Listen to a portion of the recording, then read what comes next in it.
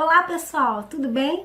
Bom, mais uma vez vamos trazer algumas dicas muito importantes para a sua redação, para os seus estudos aí, para você produzir um bom texto. Só lembrando, pessoal, que no finalzinho do vídeo a gente tem uma sugestão de leitura bem interessante, então fiquem aí até o finalzinho que eu tenho certeza que vocês vão gostar muito. A dica de hoje, ela é muito importante, embora pareça ser bem simples, não é? Mas pode causar alguma confusão aí na hora de nós usarmos alguns termos aí na nossa redação.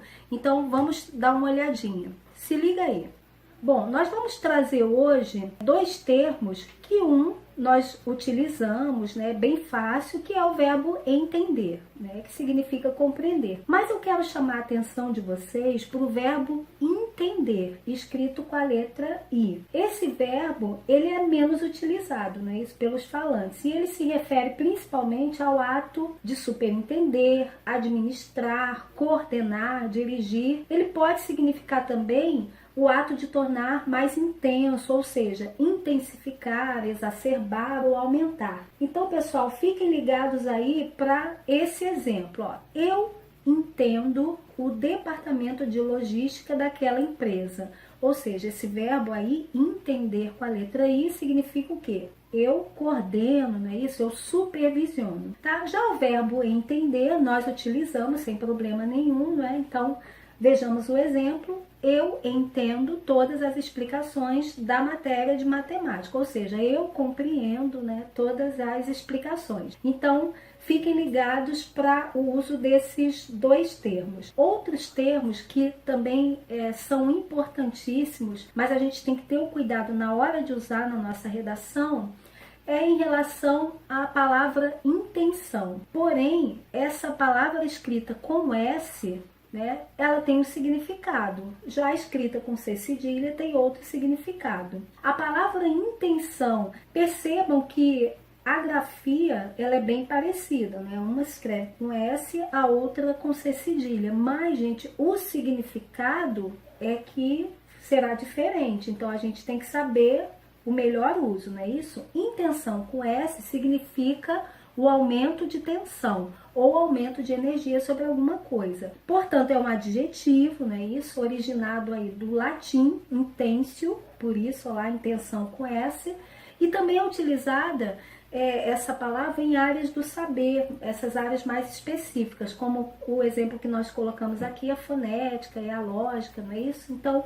o exemplo, as previsões apontam que haverá uma intenção de frio no sul do Brasil. Ou seja, o que eu estou querendo dizer aí? Que as previsões apontam que vai fazer mais frio, né? Vem um frio mais intenso. Já a intenção com C cedilha significa o quê? Ter um propósito, ou seja, fazer algo de forma premeditada. Essa palavra vem do latim intentio, não é isso? Então, vamos ver o exemplo. Não tive a intenção de magoar meu amigo. Ou seja, não tive o propósito de magoar seu amigo. Então, pessoal, essas são as dicas importantíssimas, tá? Cuidado, então, quando for usar entender com I, entender com E, intenção com S e intenção com C cedilha, ok? Bem, chegamos aí ao nosso momento bem interessante, que é a nossa sugestão de leitura. E hoje eu trago nada mais, nada menos que Graciliano Ramos, na obra Vidas Secas. Gente, esse livro é maravilhoso.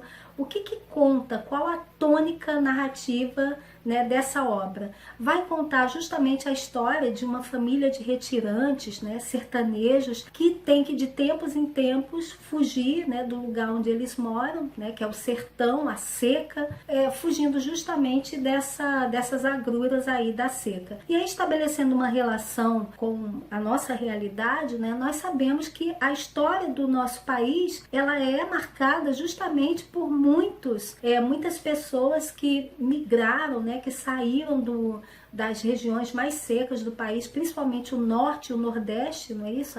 O sertão nordestino, para tentar a vida em outras regiões, como o sudeste, como o sul. Então, dá para estabelecer uma relação bem interessante por exemplo, com esse processo aí de êxodo, né, e a questão da própria desigualdade social, né, dessas famílias aí que migraram para outras regiões do país. Fica a dica. Eu só queria chamar a atenção nessa obra para uma personagem bem interessante, que é a baleia. A baleia é a cadela da família, mas ela tem características humanas, porque na obra ela pensa, ela tem sonhos, ou seja, a gente vê aí um processo de personificação da personagem. Uma outra informação importante é que essa obra pertence à segunda fase modernista, né? Uma obra regionalista, porque vai justamente narrar e falar sobre toda essa aridez, né, do sertão nordestino do país, e vai mostrar bem esse